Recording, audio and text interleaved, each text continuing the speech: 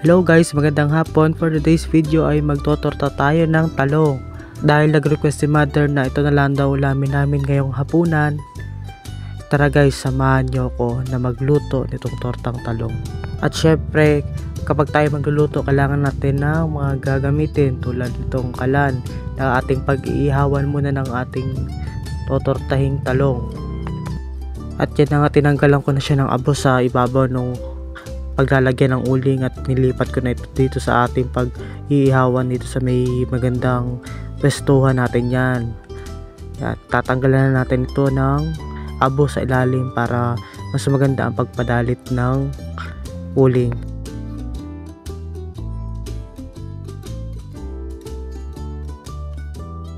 At nang ako'y magdudupong na inawala sa isip ko na kailangan ko pa rin pala ng bunot para madaling dumalit ito, at ako'y nagmasid-masid at kung saan kaya makakita ng bunot. At ito nga, nakakita na ako at akin na itong pupuntahan para nang matuloy na ang labanan na ito, magpadalit.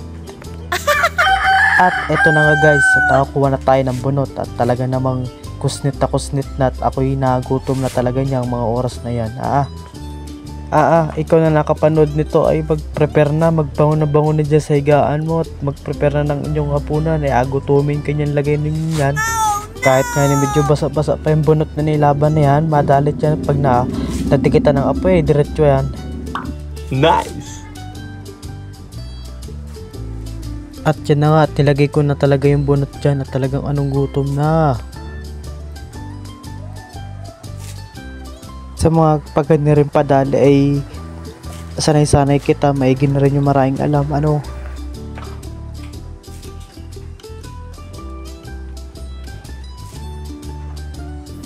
At ito na nga, ilalagay ko ng uling nang matuloy na ang labanan na pagluluto na ito. Talaga namang asos, anong gutom na ba? Patingin-tingin pa sa camera ay bilis-bilisin ang paggatong at hapon na yung luto mo na yan.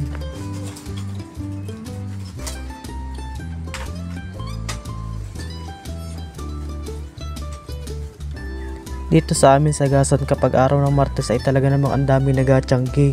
Kaya si mami nakachamba kanina ng talong sa palengke at ang daming tindang gulay. At yan na nga, kapit ko ng lighter na siya magpapabaga para matuloy na ang paglulutong ito. At talaga naman, niyabang pa yung apoy ay.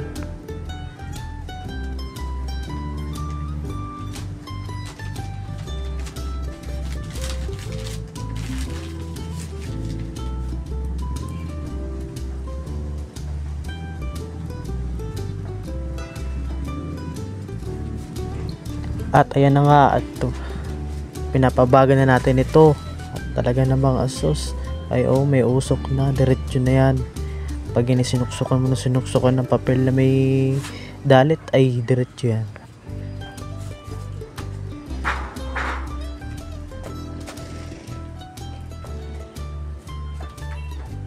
At din sa may pinto namin nakadilin siya pa ako ng pamaypay may pamaypay na agad.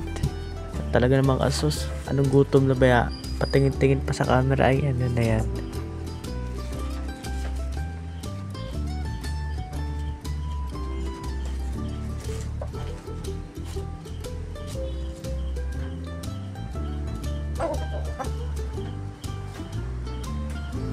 At apay-pay na natin ito para diretso na ang dalit ito, para dire-diretso lang tayo sa ating pagluluto.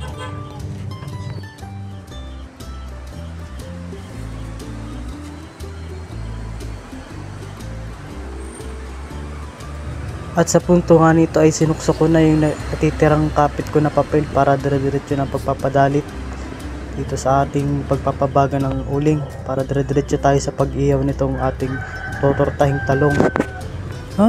Ano daw yun? Ayawin tapos atortahin. Syempre, bago tayo magtorta, ang unang step natin gagawin doon sa talong ay kailangan nating ihawin. Doon kasi sa iba ay inalaga para mabilis na matanggal yung balat nung talong. Ay din sa amin nakasanayan namin na talagang inaiyaw yung talong para maganda ang pagkabalat. At diningay nakadilin siya ako ng pag-ihawa ng ating totortahing talong.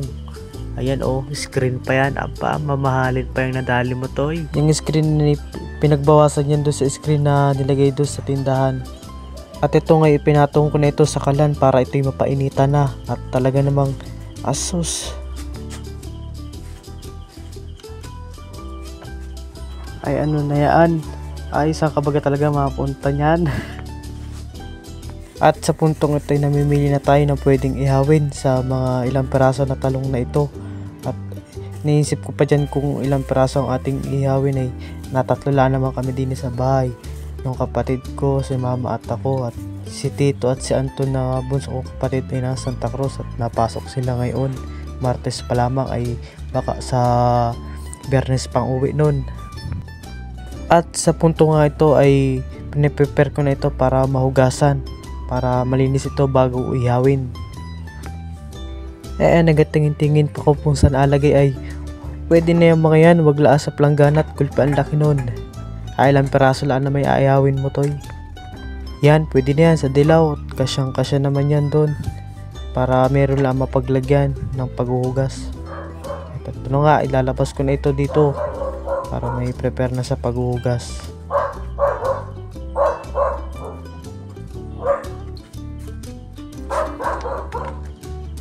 Yan, balik tayo sa iyawan. Tingnan natin kung nagabaga-baga na yan.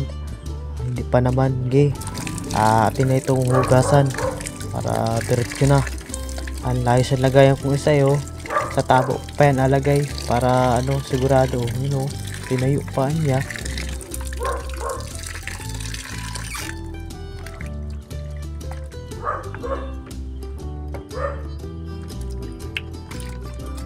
Alam na alam talaga natin kapag yung isang gulay ay bago lang sa pagkaputi ay tingnan nyo na may tangkay nagaberde-berde pa maigi. Ibig sabihin niya na bago lang yan sa pagkaputi. Kaya to sa mga nagatiyangga talaga ay magandang bumili at mga sariwa ang kanilang mga produkto. Yung mga gulay nila ay fresh na sa pagkaputi. Talagang inababa agad nila dito sa bayan. At eto na nga ay isasalang na natin ang mga talong na ihawin. Ayun kita nyo naman nagabaga-baga na maigi yan todo na ang dalit. Yan, 3 peraso lang muna ilalagay natin para kasya at sakto lang ang pagkaluto.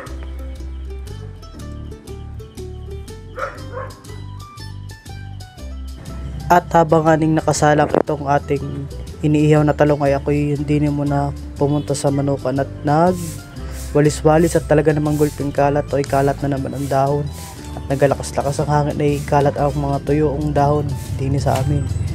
Kailangan talaga na maging malinis ang ating paligid, lalo na dito sa ating manukan para mas healthy silang lumaki yung ating mga alagang mga manok. At yan, dire-diretso nga lang tayo sa ating pagwawalis hanggang sa matapos itong ating pagwawalis sa manukan. Sa mga ganitong gawain nga dapat ay sanay-sanay na kita bilang mga taga-probinsya ay sa mga ganitong bagay ay basic na ginagawa natin ito sa pang araw-araw. Yung nga paglulukot ay medyo nasasanay na kita ay ano naman kinalaman ng paglulukot sa pagwawalis ay basta dapat sa mga ganitong gawain ay sanay na, basic na lang yung mga ganyan. Pasalamat pa kita at may mga magulang tayong sinanay tayo na lumaki sa mga ganitong mga gawain, na disiplina tayo kung anong dapat gawin, kung anong mga dapat itama at mga gawain na dapat ay magpapalago rin sa atin sa ating buhay. Iba pa rin kasi sa pakiramdam kapag di mo nagagawa yung isang bagay, kunyari itong paglilinis, kapag kulang yon parang di kompleto na yung araw mo sa maghapon, parang ikaw ay tinatamad na. Iba pa rin kasi ang nakasanayan mong mga bagay na sa araw-araw mong ginagawa, ay nahanap-hanap pa rin ng katawan mo kung ano yung mga dapat gawin sa mga ganitong oras, ganitong pagkakataon, ay talagang inahanap talaga ng katawan mo, na ibig sabihin lang nun ay nasanay na sa mga ganitong araw-araw na gawain. At dito na nga nagtatapos ang ating pagwawalis. At sa punto nga ito ay kukuhain ko na yung mga patukaan ng ating mga alagang manok para ito'y malinisan at mahugasan para mas malinis tingnan habang sila'y tumutuka sa kanilang patukaan. At ito na nga, nagtatapos ang ating pagwawalis. At sa puntong ito ay kukuhain ko na yung mga patukaan ng ating mga alagang manok para ito'y malinis na at mahugasan para mas malinis tingnan habang sila'y tumutuka sa kanilang patukaan.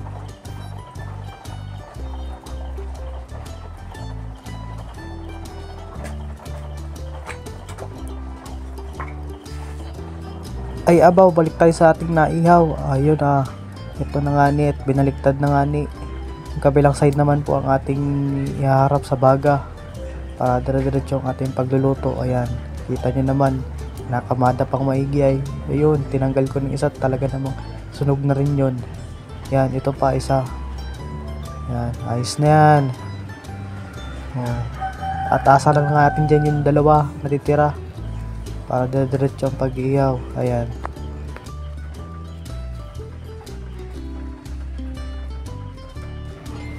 At pinipare ko na nga yung mga patuka ng ating mga alagang manok.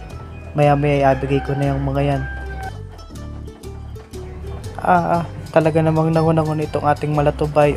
Talagang inaabot na maigi. Ayan na, at ibigay ko na sa iyo. At sa puntong ito, ibigay na natin yung mga patuka nitong ating mga alagang manok para sila yung makakain. At talagang kanina pa yan nagasabi, anong gutom na raw. Naman ay bakit nagasalita yung manok po? Bagay may ganoon.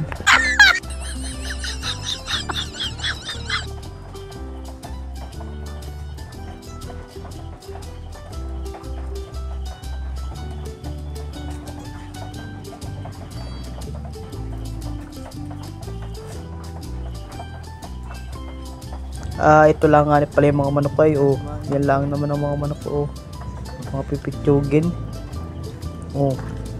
pene yung malatubang matakaw pintakaw niyan yung dalusapi ko gulpi yan ang pilyot na mamalo rin ating baby stag si cutie.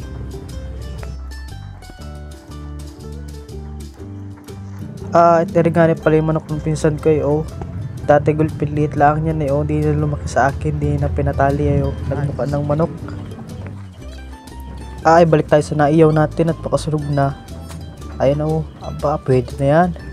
Pagkawari ko ayos na yan yung ganyang itsura, pero may ahunin natin yan at yung katabi hindi pa gaano sunog at tiningani sa puntong iray.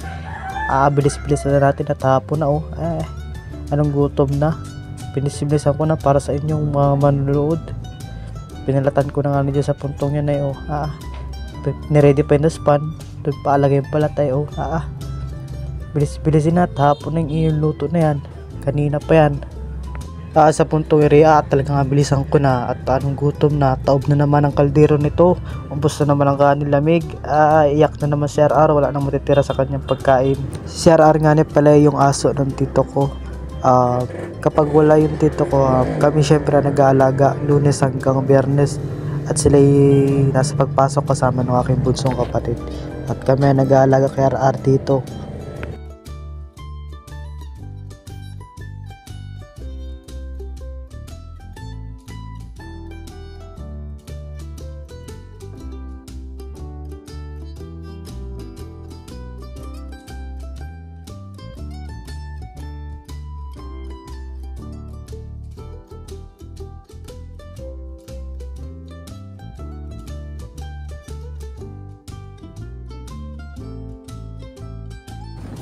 At sa punto nga yan ay tapos na tayo magbalat at maya maya nga nila ay lagyan natin yan sa kusina para ito yung malagyan na natin ng itlog ng matimplahan na nang yan ay magkalasa na.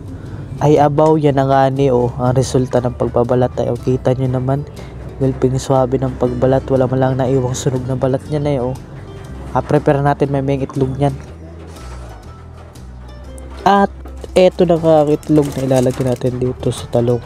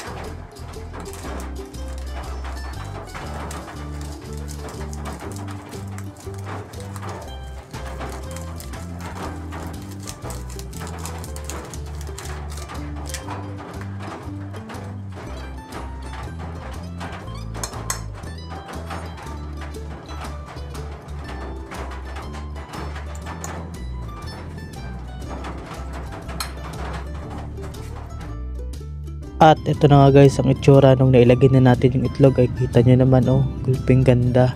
Syempre bubuksan na natin ang tangke at ay magpapainit na ng ating kawali.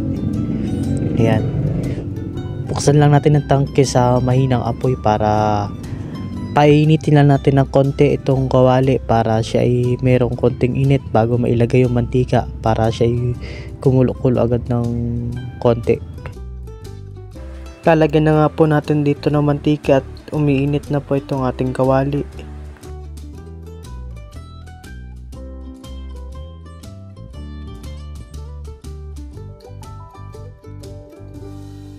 Painit-initin lang po natin itong mantika para maisalang na po natin itong tortahin nating talong. At sa punto nga pong ito ay naisalang na po natin itong unang salangan nitong tortang talong. At sa punto nga pong ito ay nabaliktad na po natin para maluto itong kabilang side. Kung napapansin ninyo ay golden brown lamang po at tamang-tama lang po yan. At yan naman po yung naihaw na, nasalang na po yan sa apoy, ay luto na rin po yung ganyang itsura.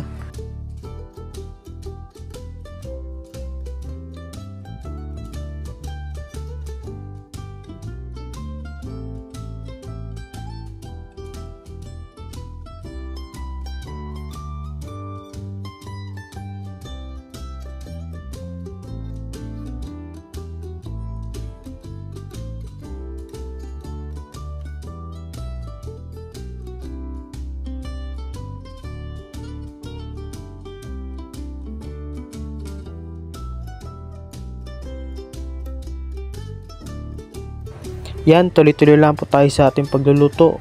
At anong gutom na talaga. Kanina pa nag-11 tiyang ko ay. Diretso na yan hanggang sa matapos.